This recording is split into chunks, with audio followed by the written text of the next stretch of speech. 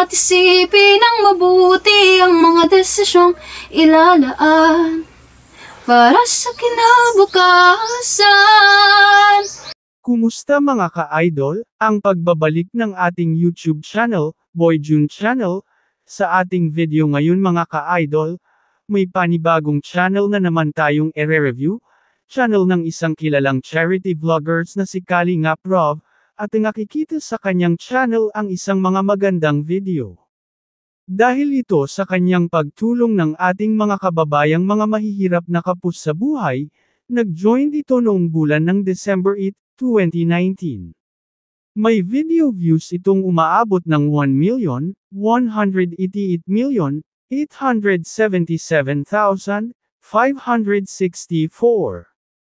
At dito ating makikita ang kanyang subscribers na umaabot ng 3.34 million. At dito sa video natin ngayon, ating alamin kung magkaano na ba ang kanilang mga sinasahod sa YouTube, o estimated revenue ng kanilang mga channel. Disclaimer lang mga ka-idol, ang lahat ng mga binabanggit ko dito ay estimated ko lamang, gamit ang isang website na ang Social Blade. Ang Social Blade ay isang public website na kahit sino ay pwedeng tumingin dito. At maaari ninyong makita ang lahat ng YouTube sahod o estimated revenue ng inyong mga kilalang mga vloggers, or mga content creators na inyong nakilala. Ang layunin natin dito ay para makapagbigay ng inspirasyon sa ating mga maliliit na mga vloggers katulad ko.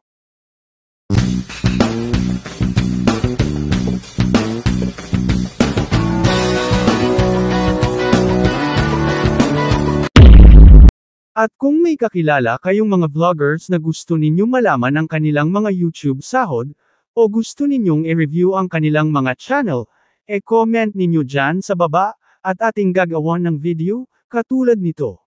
At dito na tayo sa kanyang official website na ang Social Blade. Dito ating makikita ang kanyang upload videos na umaabot ng 2,255, at sa kanyang subscribers na umabot ng 3.34 million, at dito naman sa kanyang video views na umaabot ng 1,188,877,564.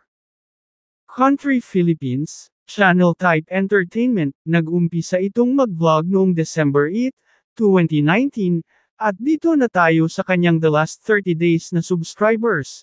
May nakuha itong 100,000, at tumataas pa ito ng 66.7%, at dito naman sa kanyang the last 30 days na video views, may nakuha itong 34.369 million.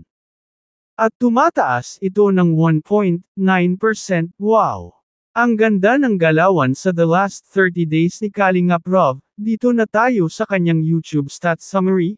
Ating makikita ang bulan ng February 21, hanggang sa bulan ng March 6, 2025, at dito sa kanyang subscribers at video views at sa kanyang estimated earning, ating makikita ang nakadagdag na video views at ang mga subscribers. At diretso na tayo sa kanyang daily average. Sa kanyang estimated earnings sa lowest, may nakuha itong $286, kung ating ipalit sa peso. Umaabot ito ng 16,588 pesos. At dito naman sa kanyang highest daily average, may nakuha itong $4,600, kung ating ipalit sa peso. Umaabot ito ng 266,800 pesos, at dito na tayo sa kanyang weekly average sa estimated earnings. Sa lowest, na nakuha itong $2,000. Kung ating ipalit sa peso, umaabot ito ng 116,000 pesos.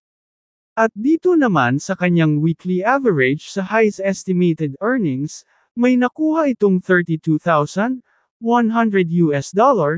kung ating ipalit sa peso.